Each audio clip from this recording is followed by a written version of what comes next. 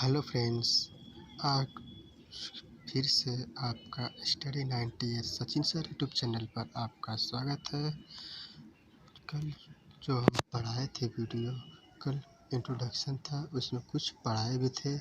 उससे आगे जो है कि हम पढ़ा रहे हैं, जिसमें कि सिंधु सभ्यता की लिपि, सिंधु घाटी सभ्यता की लिपि क्या थी। सॉरी यार,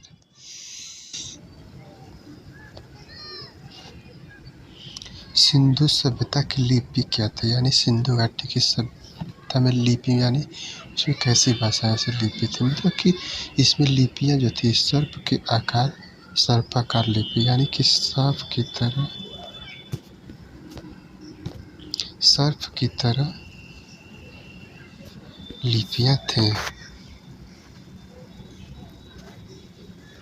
यानी कि इसमें लिखावट कैसी थी, जैसे कि उस टाइम पर इस तरह से मिले थे। पहले अक्षर से कुछ बड़ा अक्षर मिला था, फिर उसके बाद फिर उससे छोटा, फिर उससे छोटा, फिर उससे छोटा, ऐसे मिले थे। तो हम लोग समझ गए थे कि उत्तर से दक्षिण तक, फिर इधर से ऐसे, फिर मान लीजिए इधर से ऐसे लिखे हुए, फिर आगे जगह, फिर इधर से बड़ा अच्छा, फिर ऐसे से, फिर ऐसे से। तो हम लोग समझ गए थे कि इस सर्प के आकार का जो है इसकी लिखावट थी। गौमूत्रकार लिपि, यानी कि जैसे गाय का मूत्र विसर्जन होता है सर्प के आकार, तो हम ये भी मान लिए थे कि उसी टाइप से, मतलब कि सर्प के आकार ही इस समय की लिखावट थी। यानी कि सिंधु सभ्यता में लिखावटें किस तरह से थी। तो आगे हम देखते हैं कि वेस्ट फोल्डन स्क्रिप्ट, यानी कि वेस्ट फोल्डन थे, एक राइटर थे, यानी एक विद्वान थे। उन्हीं के नाम पर जो है ये लिपि बनी थी, उन्हीं के नाम पर जो ये लिपि का नाम पड़ गया। आगे देखते हैं कि भाव चित्रात्मक लिपि, ये भी एक भाव के आधार पर जो है चित्रात्मक लिपि, यानी कि चित्र बनाकर दे दिया गया। तो हम आगे देखते हैं कि मानव द्वारा, मतलब कि क्वेश्चन आ जाएगा। तो क्वेश्चन देखते हैं कि मानव द्वारा उपयोग की प्रथम धातु कौन सी थी। यानी कि उस टाइम पर सिंधु सभ्यता के समय कि उस टाइम पर प्रथम धातु कौन सी थी। यानी कि उस टाइम पर जो हमारा धातु था, यूज करने वाला धातु जो था तांबा, यानी कि तांबा जो है पहले आया था। तो उस टाइम जो है सबसे पहला उपयोग धातु जो है तांबा था। जो कांसा, कुछ लोगों का जो था कि कांसा, तो यह कांसा तो ठीक है, लेकिन कांसे में भी तो धाता तांबा प्लस जस्ता मिला कर ही तो कांसा बनता है। तो तांबा पहले आया था, ये माना जाता है। फिर उसके बाद हम आगे देखते हैं, अगला नेक्स्ट पॉइंट है कि सिंधु घाटी, यानी कि सिंधु घाटी सभ्यता की समकालीन सभ्यताएं कौन कौन थी। सिंधु घाटी सभ्यता की समकालीन सभ्यताएं कौन कौन थी, यानी कि देखते हैं कि मेसोपोटामिया की सभ्यता, फिर देखते हैं कि मिस्र सभ्यता अथवा नील नदी घाटी की सभ्यता। मिस्र सभ्यता को नील घाटी की सभ्यता कहा जाता है, मेसोपोटामिया या सुमेरियन सभ्यता कहा जाता है। ठीक, तो इस समय सिंधु घाटी के समय जो समकालीन था, सिंधु सभ्यता के समय पर जो है कौन सा टाइम, मतलब कि उस टाइम में कौन सिविलाइजेशन पनप रहा है। यानी कि मेसोपोटामिया, जैसे कि सिंधु घाटी के समय जो है कलम यहाँ पर पाया जाता है। मान लीजिए एक कलम है, एक मिनट सॉरी, ठीक है। तो यहाँ पर हम मान लेते हैं कि ये हमारा जो है रिमोट है, ये हमारा रिमोट है, ऐसे ऐसे कर दिए, और यहाँ पर जो है ये हमारी कलम है। तो सिंधु घाटी से यहाँ से जो है रिमोट मिल रहा है, और यहाँ से जो है कलम मिल रही है। ठीक। तो यहाँ की चीज़ जो है यहाँ पर मिल रहा है और यहाँ की चीज़ जो है यहाँ मिल रहा है।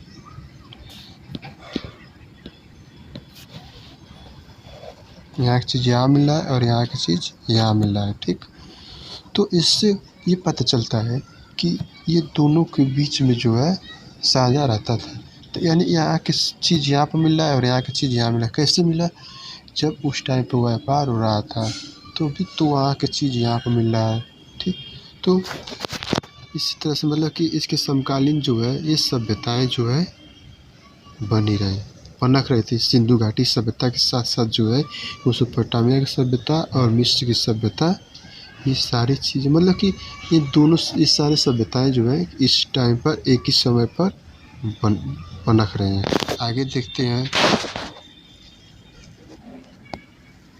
रेडियो कार्बन विधि के आधार पर सिंधु घाटी सभ्यता का काल लगभग माना जाता है कब से कब तक, यानी कि सिंधु घाटी सभ्यता का काल कब से माना जाता है। तो हम देखते हैं कि 2350 ईसा पूर्व से 1750 ईसा पूर्व तक माना जाता है।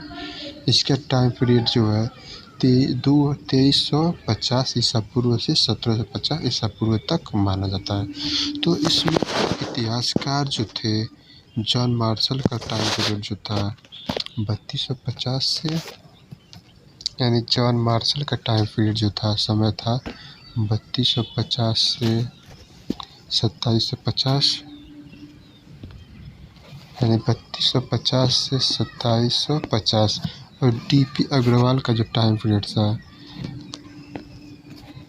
2300 से 1750 ईसा पूर्व तक फिर, ठीक। तो महादेश्वर रूप वस्त्र का जो टाइम पीरियड था, यानी इनका टाइम जो पीरियड था 3500 से 2700 ईसा पूर्व। फिर मार्टियम व्हीलर का जो टाइम पीरियड था 2500 से 1500 ईसा पूर्व। और नेस्डेक मैक का जो टाइम पीरियड था 2800 से 2500 ईसा पूर्व, ठीक। तो हम आगे देखते हैं इनका टाइम पीरियड। तो इन जितने विद्वान थे इनका टाइम पीरियड अलग अलग आया। मतलब कि इनका कहना था, इन विद्वानों का कहना था कि इनका टाइम पीरियड जो मतलब कि सिंधु घाटी सभ्यता का काल लगभग जो माना जाता है कि जॉन मार्शल विद्वान ने बताया कि 3200 टाइम पीरियड से, एक मिनट हम आपको समझाना चाह रहे हैं कि सिंधु घाटी सभ्यता का काल जो लगभग था 2350 ईसा पूर्व से 1700 ईसा पूर्व के बीच रहा।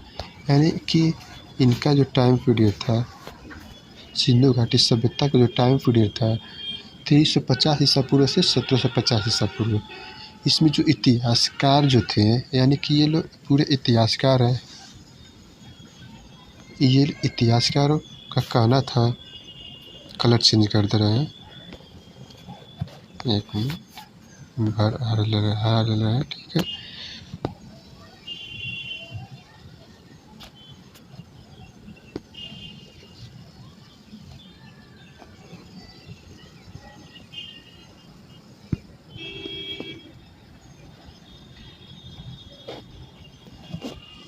ठीक, यहाँ पर लग रहा है ना, अब दिखाई दे रहा है, ठीक।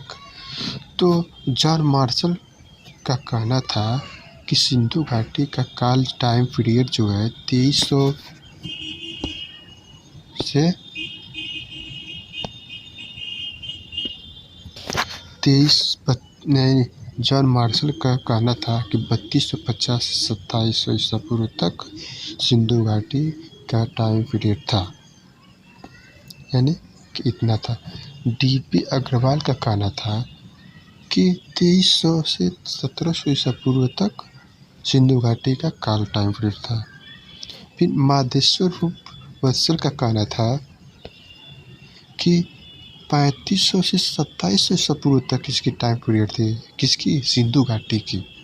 सिंधु घाटी का टाइम पीरियड जो था 3500 से 2700 ईसा पूर्व तक। फिर उसके बाद आगे विद्वान आता है मार्टिन व्हीलर, ये भी कहते हैं कि नहीं 2500 से 1500 ईसा पूर्व तक था, इनका भी ये कहना था।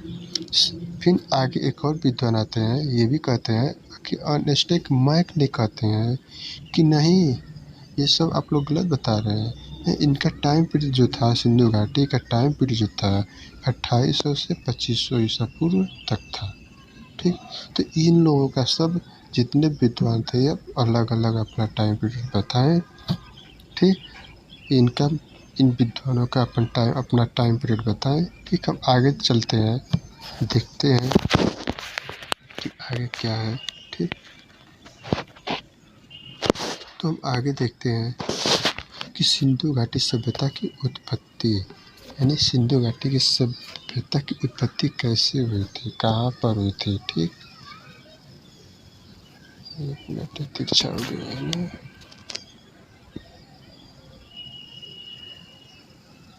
ऐसे हो रहा है, ये कट रहा है, चलो जाने दो, ऐसे लकीर खींचते रहे।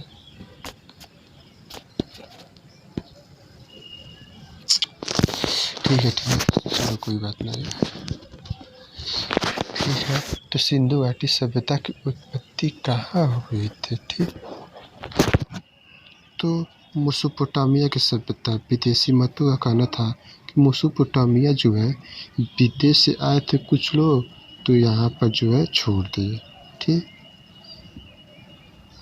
कुछ विद्वानों ने बताया, विदेशी विद्वानों ने कहे कि नहीं, अब विदेश से आए थे तो वो लोग अपने से मतलब कि अपना सिविलाइजेशन जो है, अपना धर्म जो है यहाँ पर छोड़ दिए, तो उन्हीं का जो है पनक गया सिंधु घाटी सभ्यता। तो इसमें मेसोपोटामिया की सभ्यता यहाँ हो गई। जब कुछ विदेशी यानी हमारे देश के विद्वान ने कहा कि नहीं, आप गलत बता रहे हैं, ये आप गलत बता रहे हैं, हमारे ईरान बलूचिस्तान सभ्यता जो है हमारे पहले से ही है, हमारे पहले से ही मानी जाती है। कुछ यहाँ हो सकता है कि ईरान बलूचिस्तान सभ्यता जो है ये पाकिस्तान में पाया जाता है, बलूचिस्तान जो है पाकिस्तान में है। तो जो है इनका हमारे देश के जो मत थे, हमारे भारत के जो मत विद्वान थे कि नहीं, आप गलत बता रहे हैं, ये पहले से था। हमारे भारत में जो सा सिंधु घाटी की सभ्यता जो थी ये पहले से थी। ठीक, तो फिर आगे हम देखते हैं कि भारत की सोथी, यानी भारत की जो सोथी की सभ्यता है ये पहले से थी। इसका विस्तार जो है, ठीक, एक मिनट देखते हैं। ठीक, तो विद्वान कौन थे, सिंधु सभ्यता जो है, ये सोथी कहाँ पाया जाता है, भारत में। कहाँ पर जो विद्वान आते हैं सिंधु सभ्यता,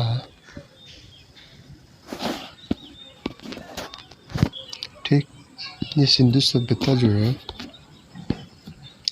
इसमें अमलानंद घोष जी कहते हैं कि नहीं, इस सोथी जो है ग्रामीण बीकानेर के, राजस्थान के बीकानेर के सोथी थे। मतलब कि बीकानेर में जो था, बीकानेर में, राजस्थान के बीकानेर में सोथी सभ्यता पाई गई थी।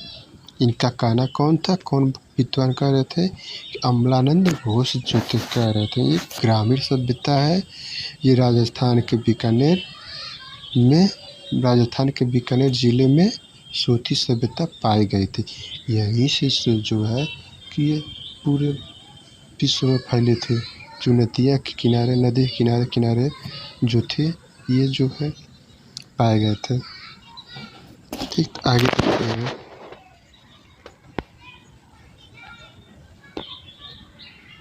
सिंधु घाटी की सभ्यता का विस्तार, यानी सिंधु घाटी की सभ्यता का विस्तार जो है कहाँ से कहाँ तक था, यानी कि अफ़गानिस्तान में केवल 2 स्थल पाए गए थे।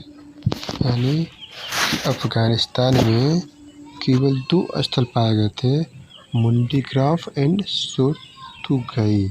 इसको तो हम याद ही कर लेंगे, क्यों, क्योंकि 2 ही है अफ़गानिस्तान में। कौन कौन थे, मुंडीग्राफ और तो गई। ठीक, तो हम आगे देखते हैं कि पाकिस्तान में लगभग 500 स्थल पाए गए हैं। ठीक, पाकिस्तान में 500 स्थल पाए गए हैं। कौन कौन से पाए गए हैं? पंजाब, सिंध, बलूचिस्तान, पंजाब, सिंध, बलूचिस्तान। ठीक, तो जैसे ये बॉर्डर बन गया,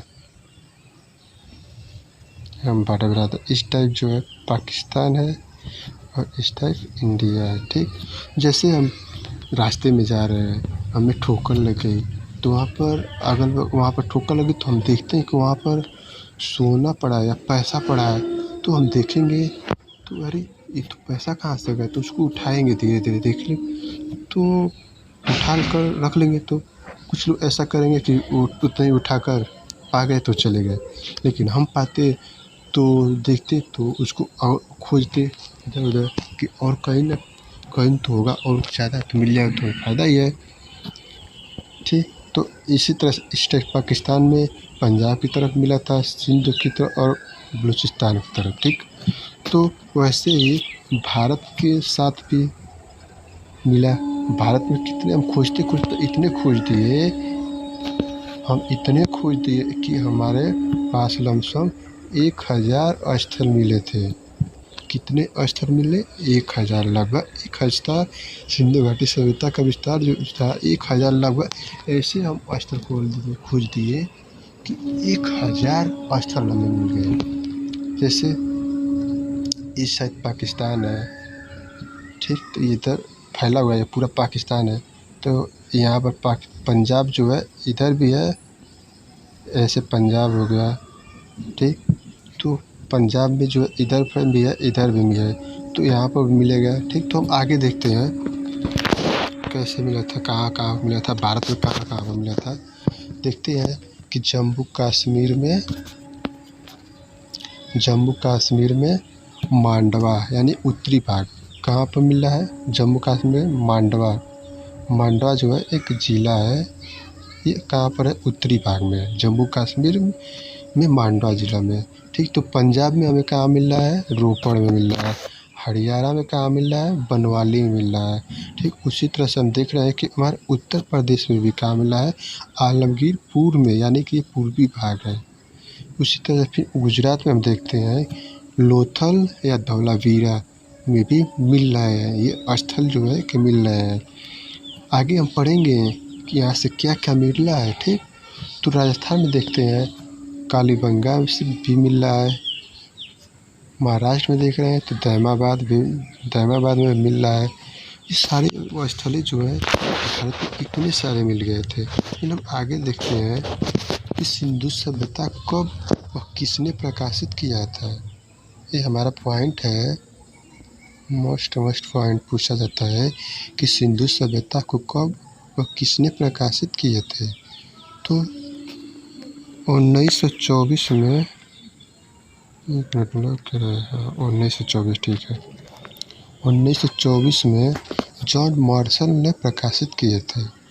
ठीक, तो हम आगे देखते हैं, अगला पॉइंट हमारा है सिंधु सभ्यता में सर्वाधिक किस धातु का उपयोग किया गया था? किसका किया गया था?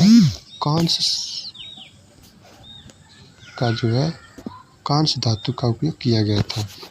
हम देख सकते हैं आगे,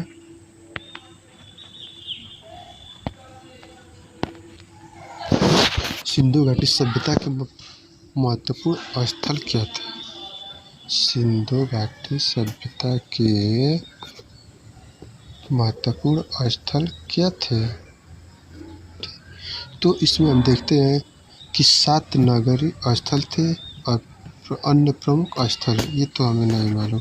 ये तो अन्य प्रमुख स्थल बहुत सारे थे, जिसमें हम पढ़ना है कि हमें 7 नगरीय स्थल हमें मिले थे, जिसे हम पढ़ते हैं कि हड़प्पा, मोहनजोदड़ो, लोथल, धौलावीरा, कालीबंगा, चनोदड़ो, बनवाली। ये 7 स्थल जो है सिंधु घाटी सभ्यता के महत्वपूर्ण स्थल हैं। नेक्स्ट देखते हैं कि सातों नगरीय स्थलों की कुछ सामान्य विशेषताएं भी थी। सातों नगरीय स्थलों की कुछ महत्वपूर्ण विशेषताएं थी, जिसमें हमारा पॉइंट जो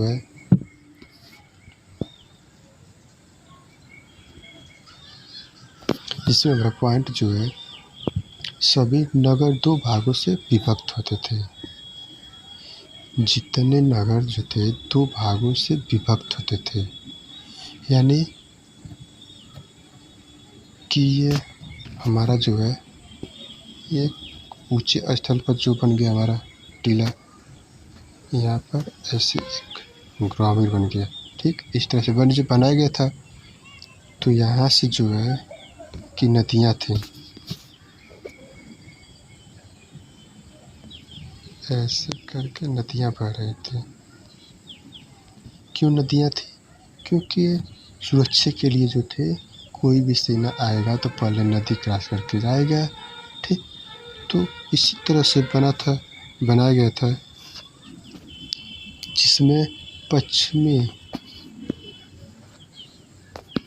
अभी एक बार समझा देंगे, पढ़ ले रहे हैं। पश्चिम भाग को दुर्ग टीले कहते थे, जबकि पूर्वी भाग को नगर की संज्ञा दी जाती थी। यानी पूर्वी भाग को नगर की संज्ञा दी जाती थी, यानी पश्चिमी भाग को दुर्ग टीला कहते थे, जबकि पूर्वी भाग को नगर की संज्ञा दी गई थी। यानी कि हमारा पूर्वी टीला पश्चिमी टीला था, इसी क्या कहते थे, दुर्ग। तो ये जो पूर्वी भाग है इसे नगर कहते थे। ठीक, ये हमारा जो है पश्चिमी टीला है, ये हमारा पूर्वी नगर है। ठीक, समझ में आ गया। फिर आगे देखते हैं, पश्चिमी भाग में केवल पुरोहित वर्ग रहता था, जबकि पूर्वी भाग में व्यापारी वर्ग, प्रशासनिक वर्ग तथा सामान्य जनता रहती थी। यानी कि पश्चिमी भाग में केवल पुरोहित वर्ग रहता था, जैसे राजा हो गया, महाराजा हो गया। ये सारी चीज़ें, ये सारी वस्तुएं, मतलब कि ये राजाएं जो थे ये पश्चिमी टीले भाग में पुरोहित वर्ग रहते थे। यानी कि यहाँ पर केवल पुरोहित रहते थे, राजा रहते थे। और यहाँ पर जो है पूर्वी भाग में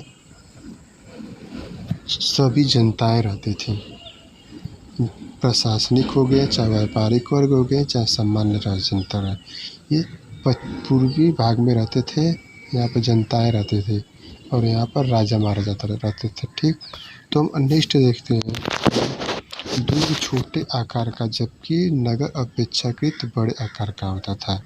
यानी हम देखे हैं कि हमारा दुर्ग जो था पश्चिमी भाग में, जो राजा रहते थे वो छोटे महल बनाए थे ऊंचे स्थान पर, और जबकि नगर जो था बड़े आकार में रहता था। क्यों? क्योंकि जनता वहाँ रह रही है, तो वहाँ पर बड़ा रहेगा तभी तो वहाँ पर जनता रहेगी, और छोटे में तो राजा ही रहते थे। ठीक, तो हम आगे देखते हैं,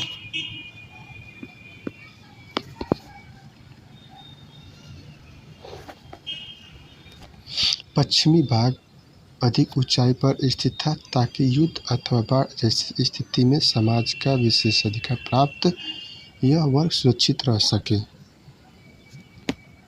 जैसे कि ये ऊंचे स्थान पर रहता था, और ये जो है नीचे रहते थे। दिखाई दे रहा है फिगर में कि ये ऊंचे स्थान पर है और ये नीचे की तरफ है। ठीक, दुर्ग को चार दीवारी की होती थी, यानी दुर्ग को चार दीवारी की होती थी। नगर की सुरक्षा दीवार नहीं होती थी। जैसे दुर्ग जो था इसके अंदर ऐसे चार दीवारी थी, जबकि नगर में दीवारी इस तरह से नहीं रहते थे। ठीक, चार दीवारी का बाहरी भाग पक्की ईंटों से, जबकि आंतरिक भाग कच्ची ईंटों से निर्मित था। यानी कि चारदीवारी का बाहरी भाग था, यानी कौन सा भाग, ये वाला भाग जो है ये पक्की ईंटों का था। जो अंदर वाली भाग जो थी ये कच्ची ईंटों की थी। ठीक, तो हम आगे देखते हैं। इससे कुछ अपवाद भी पाए जाते हैं कि दुर्ग और नगर केवल एक ही रक्षा दीवार होने के सच लोथल और सुरकोटा से मिला है। यानी कि अपवाद में जो कुछ पॉइंट हैं महत्वपूर्ण, दुर्ग और नगर केवल, अपवाद में जो था, दुर्ग और नगर केवल एक ही रक्षा दीवार होने के सच लोथल और सुरकोटा से मिला। यानी कि दुर्ग और नगर के केवल एक ही रक्षा दीवार मिली थी। कहाँ से मिली थी, लोथल और सुरकोटा से। एक क्वेश्चन पूछ देगा कि दुर्ग और नगर केवल एक ही रक्षा दीवार के होने के सच कहाँ से मिले हैं, तो कहाँ से मिले हैं, लोथल और सुरकोटा से मिले हैं। ठीक, तो इसके अगला नेक्स्ट पॉइंट जो है, अर्थात लोथल और सुरकोटा में पूर्वी टीला तथा पश्चिमी टीला एक ही संयुक्त रक्षा दीवार से घिरे थे। यानी नेक्स्ट पॉइंट क्या बताया जा रहा है कि लोथल और सुरकोटा से पूर्वी टीला तथा पश्चिमी टीला एक ही संयुक्त रक्षा दीवार से घिरे थे। जैसे कि ये हमारा पूर्वी टीला है, ये पश्चिमी टीला है। ठीक, तो इनकी जो सुरक्षा था ये संयुक्त था। यानी कि हम कह सकते हैं कि इस तरह के जो थे रक्षा दीवार थे, सुरक्षा दीवार से घिरे थे इस टाइप के। ये हमारा हो गया पूर्वी टीला, ये हमारा हो गया पूर्वी टीला, ये हमारा हो गया पश्चिमी टीला। इस तरफ के जो थे सुरक्षा दीवार जो थे एक ही सुरक्षा दीवार से घिरे थे। ठीक, तो हम नेक्स्ट अपवाद देखते हैं कि हमारा नेक्स्ट अपवाद जो क्या था, दूसरा अपवाद जो था, चनहूदड़ों में दोनों टीलों में किसी प्रकार की कोई रक्षा दीवार चारदीवारी नहीं थी।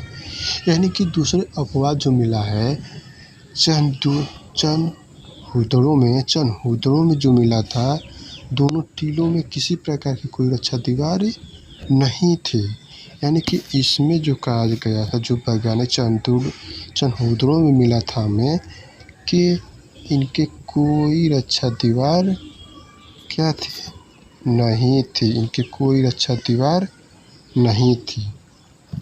आगे नेक्स्ट इसमें पॉइंट है, अर्थात दुर्ग टीला तथा नगर क्षेत्र बिना चारदीवारी के थे। यानी कि इसमें अपवाद में जो बताया गया है कि दुर्ग टीला तथा नगर क्षेत्र बिना चारदीवारी के थे। नेक्स्ट हमारा क्या है, तीसरा अपवाद है,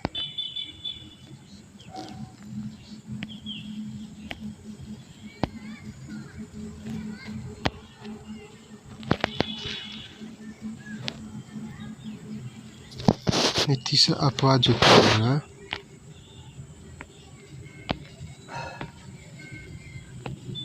मिस्टेक हो गया, सॉरी। तीसरा अपवाद हमारा क्या है,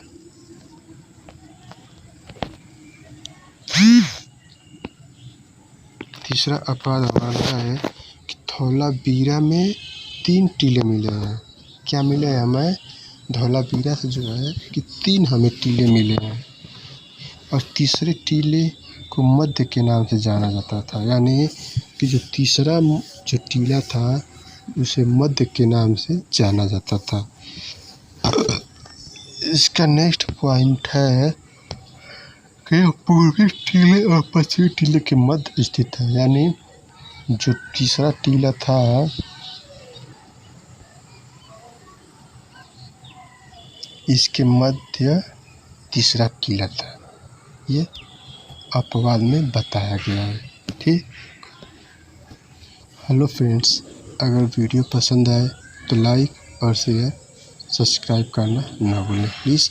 अगर आप हमें इसी तरह से बनाए रहेंगे, जैसे हम शॉर्ट वीडियो अपलोड करते थे, तो उसी तरह से ठीक हमें इस वीडियो में भी प्यार दुलार बनाए रखें। प्लीज़ इसे सब्सक्राइब करना ना भूलें। Thank you, thank you, thank you.